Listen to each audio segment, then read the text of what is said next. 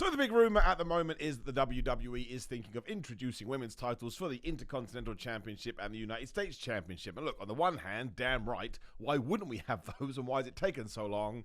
On the other, I just think there's too many belts in all of professional wrestling, but that's why I would have one per company. So if WWE just had one men's IC champ and one women's IC champ, that would be a lot better. But is this a real problem? No. So instead, what we're going to do today, we are going to imagine that these will get announced soon. I think it's probably likely to happen, and rank the 10 contenders who should be in mind to wear one of these damn titles. And we start off nice and controversially to get the comments going, and please do subscribe when you're down there. Number 10, I would give it to flipping Jordynne Grace. And even if she's still signed to TNA, who the flub cares? If you're trying to make waves, and you're trying to get the word out of there, and you're trying to paint it like, oh my gosh, we do have this relationship with TNA, and anyone can do anything at any time, why not let Jordynne Grace hold one of these championships? She can turn on an Impact with it, she can defend it on TNA pay-per-views, then she could be defending it on NXT pay-per-views, and WWE pay-per-views.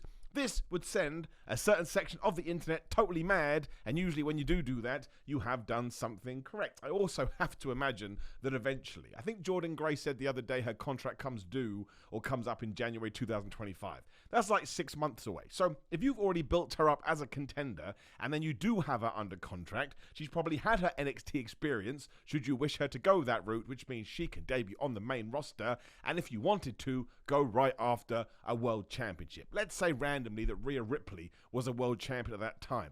Who doesn't want to see Rhea Ripley versus Jordynne Grace? That could be the best big woman slap-in woman meat match that we've ever seen in our entire lives. And they also complement each other, but they're also a little bit different. Just talking about it now gets me excited. And again, if WWE wants to make sure that the WWE audience is well aware of Jordynne Grace, you go, oh, hi, here's an IC champion. Here's a US championship, I should say. Now you can run wild with it. So I have put it at number 10 because I think it's not that likely, but I'd still do it because she's great. Following on from this, we go to someone who is just underrated as well, and kind of stays in the background and does her own thing and hasn't really benefited from the fact that Asuka got injured, recently, so her tag team partner has gone away, but it's Kairi flippin' Sane. Now this could also tie into the fact that it does seem like Damage Control may be about to go on a babyface turn, so that could really be an underdog journey that Kairi does go on. And I will let you know now, this kind of spoils the rest of the list, but I will tell you, Io Sky does not appear, and that's the only reason is because she should be competing for world championships, be it on Raw or SmackDown. Leading into WrestleMania 40, she proved how good she was. That Bayley match was fantastic. I don't think there is a problem in quote-unquote stepping down to a so-called mid-card title. Not at all. In fact, I think you should figure out a way to do it. So it does feel super-duper important, but I don't want her to be distracted, I suppose. Whereas Kairi Sane, she never even has one-on-one matches anymore. And that was fine when the Kabuki Warriors were around. But much like Pete Dunne seems to have been fitted back into the singles mix now that Tyler Bate has been injured, and all the best to that guy. I hope he gets over his injury soon. I feel like it's overdue for Kairi Sane to do the same, which kind of rhymes, because a lot of people have forgotten how good she is, how good she was, and how good she always will be. So once more, if you're trying to turn Damage Control face and these belts happen to pop up around the same time, that is a great way for you to go, oh my gosh, she tried so hard, and eventually she got one of these championships. And if we do a tournament, what better way to light a fire under her ass? Because you'll probably see her in the first round and go, well, she's definitely going to lose. Then she goes to the second round, the third round, the quarterfinals, the semifinals, whatever the bracket may be. And then even when you get to the final, she would probably be one of those people you're like, well, she's not going to win. So when she does, you have told people, oh my gosh, never, assume you know what's going to go down, and you introduce some jeopardy back into proceedings. So I'm just a big Kairi Sane fan, and yeah, ever since she has returned to WWE, she's done some good stuff, but we haven't really shone a huge spotlight on her, and I think that should change. When we continue on, number 8, this one is going to be, I don't know if it's controversial or not, but I just think it would set a standard going forward. If you are going to call people up from NXT, and once again, you are going to throw them right into the big boy drum, I would do this with Roxanne Perez, who is more than ready for Raw or SmackDown, and I would give her one of these championships as the inaugural damn champion. I mean, she has proven recently as well that she can play heel too. I mean, I still think she's a way better babyface, but now that she has gone on her bad guy run, she's the complete article, and I presume that's what NXT is for, right? To teach you the ups and the downs and the lefts and the rights. So she's ticked every single box. She has been the women's champion twice now in NXT, so you don't need to do it again. So somebody should beat her, maybe even a Jordan Grace, I don't know. And then Roxanne Perez should just be called up, and away she should go. And I don't care which one it is. Let's just say that we keep it as it is. So the Intercontinental title would be on Raw, and the US would be on SmackDown. You just pick a brand. You pick, how she's going to be portrayed. Is she going to be a good guy or a villain? You think about which opponents you'd like her to have. You belt her up, as they say, which is an annoying phrase. I agree with you. And then you just go to town on it. And if you want to pull a Gunther here, I don't think there would be a problem with it. Now, I think sometimes WWE does elongate reigns a little bit too much because you don't want it to become too samey. And I don't like the term hot potatoing either, but you see what I'm getting at here. For Roxanne Perez, I would let her have it for a long old time. And once again, just tell your audience, this girl was born to be a pro wrestler. She's still super duper young. I think she's in her early 20s. And just let her fly and let her do that with one of these belts. I just think it would be a really good pat on the back and a way to say, look, our NXT system is really good. We have produced a super duper whooper star. And then she can fly off to the moon. When we get to a personal favorite of mine that you will know if you watch Ups and Downs on What Culture Wrestling, and make sure you subscribe to my channel and subscribe to theirs, because when I make content, we stand Zoe Stark. Now, people were so damn mad she was in the Money in the Bank match, or when they thought she was going to win the Money in the Bank briefcase. Why? Zoe Stark is really good. She just needs a little bit of an edge, not Adam Copeland. He went to AEW. Now, she kind of got that when she took a Michinoku driver into a ladder at Money in the Bank, courtesy of Io Sky, to the point she even had to tweet out, "I'm not dead." And even though I read it, I was like, I don't believe you. I think you may be. But if you truly think that there's nothing there, the best way to kind of start flip reversing that is to give her a championship and allow her to talk and allow her to get some wins and allow her to put her foot in some storylines. I think Cody Rhodes has got a brand new podcast. I only saw a clip of it. But Bayley was talking about this. She was like, some of the best stuff she's enjoying right now is the Rhea Ripley and Dominic and Liv Morgan stuff because it's a story. And sure, the title is arranged around that, but wouldn't it be great if we could have these narratives that stand on their own two merits, I suppose. And if WWE isn't going to sort of dip their toe in that water anytime soon, do it with these titles and tell the story that Zoe Stark now has a championship and she's going to go on a reign of terror. I mean, not a reign of terror. People get super duper mad about that. But I think there is something to Zoe Stark. I just think she's been marginalized a little bit because that sometimes happens when you do get called up to the main roster. So I'm absolutely putting her on this list. And if it does happen, I'm going to manifest it. I will go over the top crazy and I'll be super duper annoying, but we're trying to make stars here. Let's say we give her the United States Championship and it doesn't work. Who cares? I'm giving you 9 other people here that could just go beat her for it, and then we can try again with them too. Which is kind of the same for number 6, Shaina Baszler, who to this day I still believe is underrated and underutilized. Because you could pitch her as the killer, right? She comes across like a killer, she looks like a killer, she has the background of a killer, she goes to Bloodsport, and she's a killer. I would argue, and I just want to make sure I agree with this before I say it, that out of everybody else on the women's division, she is the one that feels like the most legitimate threat, because again, she holds herself like she could completely kick your ass, so she too could go on a Gunther Star run. Of course she should, and of course she could, I should say, and I think she is, I don't want to say relatively old, but older than you think she was, but I mean as a positive, because she can like be the statesman of this championship to not only establish it as a thing, as she gets into some pretty, not nasty matches, but hard-hitting matches with people, and then whoever does beat her, you could almost sell that as a passing of the torch. Not that I think Shaina Baszler has to retire anytime soon, but there are other people, like if Roxanne Perez wins it, I don't think you can do a passing of the torch, but Shaina has been around so long, that could be the 1 and 2 you do with either championship. And sometimes I think the phrase, "you deserve it," does need to be literal, and she deserves something like this. She just does everything she is told. When she first got called up, she had the good feud with Becky Lynch, but it felt like the rug was pulled out from under her.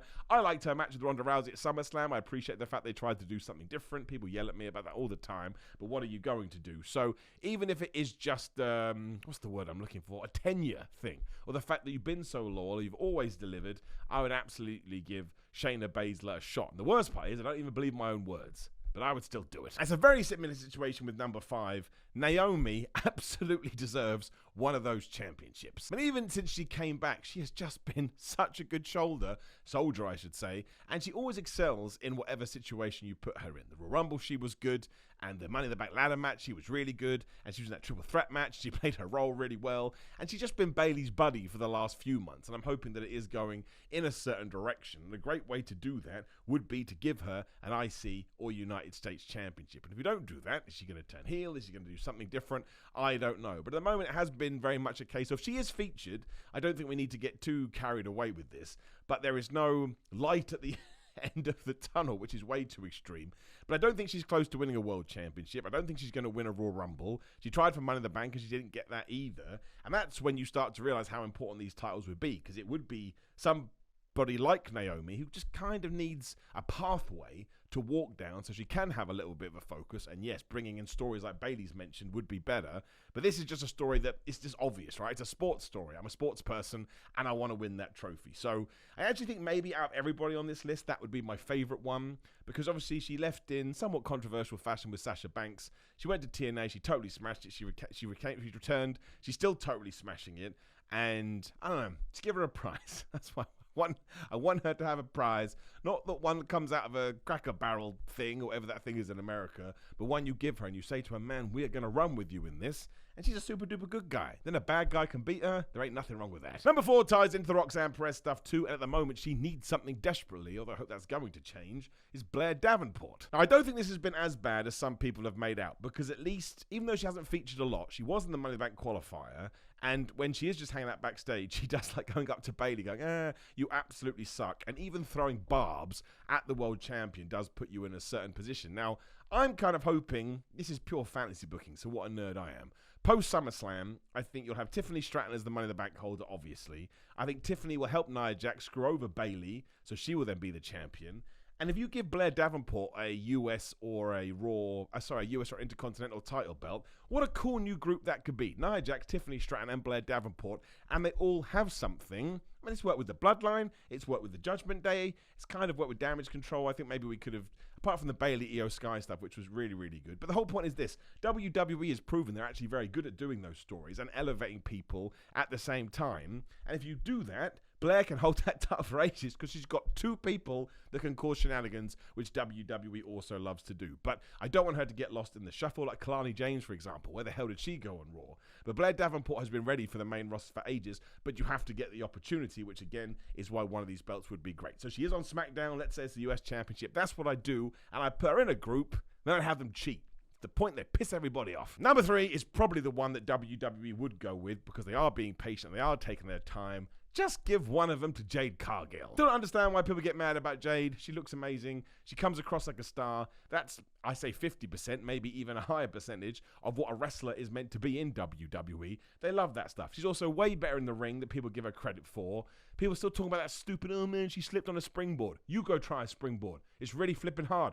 Also, it's called high risk, which means if everybody doesn't fall down, it's not high risk. It's just a move, and it's just easy, right? I mean, I know I'm crossing the boundaries here, but it would be exactly like the TBS title in AEW. You give a quote-unquote secondary title to someone who quite clearly has world title aspirations, or at least what WWE look for, and you use the secondary title to turn them into a main eventer. They lose it, and then they go on to win the big one. I mean, that's what we've done with Gunther. He's going to win it at SummerSlam 2024, and because we have treated him so well, no one's going to complain. Just do the same with Jade Carill. There's a reason every single major promotion wants her. I'm done with this rhetoric. She's great. And number 2 is the one that I think most people are going for, and I understand it, because she too deserves something. It is Dakota Kai. And you can take all the elements of the Kairi Sane thing, because it does tie into the Damage Control babyface turn. Just let her win it and let everybody cheer and let everyone be happy. And then, you know, if you want to turn Kairi Sane or Io Sky heel, I guess they could feud over it and stuff. But Dakota Kai even said this on one of her Twitch streams, I believe. I'm sure it was tying into the story a little bit, but, you know, she's never had a singles match on pay-per-view, I believe. I could have got that wrong. What a great way to do a 180 on that, by getting to the end of however we're going to determine these and giving her, she's on Raw, right? So giving her the Intercontinental Championship. And that's when I start thinking of people like Dakota Kai, is when I really start to warm to the idea of these new titles, because, I use that word again, they deserve something like this. They're always putting on good matches. Every now and then they kind of do fall into the pattern where they are the literal loser, in the sense they're booked to lose, but they still keep their star power up and they still keep their momentum going. When you do have that kind of balance, you absolutely should, you know, get a belt that you can go home at night and go, man, I achieved something. And we're just going to segue straight to number 1, because I'm going to have to repeat myself. It's Chelsea Green. Chelsea Green is the best performer in WWE that never wins. She is the maximizer of minutes. She stole the Money in the Bank pay-per-view without even doing anything. Well, she did something, but without winning anything. She'd stolen it already when she tried to jump up to get the title and then used the ladder and was scared of heights. She just understands what wrestling is, or at least what I want wrestling to be. And I think she would be hilarious with one of those. She can go full on, again, never actually wins properly, but somehow walks away victorious, moans, complains, is really annoying, but you can't help but laugh at her, so she's secretly a babyface because she's impossible to hate. I really, really would like this. And in fact, if you could somehow do Chelsea Green on SmackDown with the US one, and Dakota Kai on Raw with the Intercontinental one, all would be right with the world. And any kind of qualms that I do have, because there are just so many championships in wrestling, would be thrown out the window, because it would make me so happy to see these two people get their due. And that's why I watch wrestling, right? It is entertainment. Some people even call it sports entertainment. So as long as I'm enjoying what I'm seeing on the screen, I can never get mad at it. So if we were going to condense it down, absolutely, Chelsea Green as one, and Dakota Kai as 1B, basically, because we do have two championships. Now, there's a bunch of other people that probably deserve something. Sonya Deville probably should have been on this list, even an Ivy Nile for some of the stuff we have covered. But I leave them out so you can throw them in the comments below. And if somebody does get enough votes, if you want to call it that, maybe we can do another video on it. But let me know who you think should be the first ever US and IC champions when it comes to the women's division. Like the video, share the video, and subscribe. And click the video that's on the screen. You'll be surprised to hear it's me talking about wrestling. Also, please do go to GorillaMind.com/Simon and use the code Simon to get 10% off, or sometimes it's as high as 30% off. You've got to go to the website, but throw that code in. These are fitness supplements that I really enjoy. Patreon.com/Simon at 316. Anthony Ogogo's fitness app is out now. Use the code Simon20, get 20% off. I've started to use this. It's a very, very good app, and one that I also believe in, because I've seen firsthand what Anthony did to make sure it's as personable and nice as possible. Some of those apps aren't nice at all. Simon at 316 on Instagram, Twitter, and TikTok. No, not on TikTok. The other one, Threads. Simon J. Miller on TikTok. Simon Miller on Cameo for personalized videos. And if you want a stupid t-shirt like this, Goofy Wrestling for Life, my favorite thing in the world, it is indeed Pro Wrestling Tees. And I have gym ones or fitness ones on Samson Athletics. More importantly, again, let me know who should win this nonsense. Not that it matters, because we have no control. See you soon.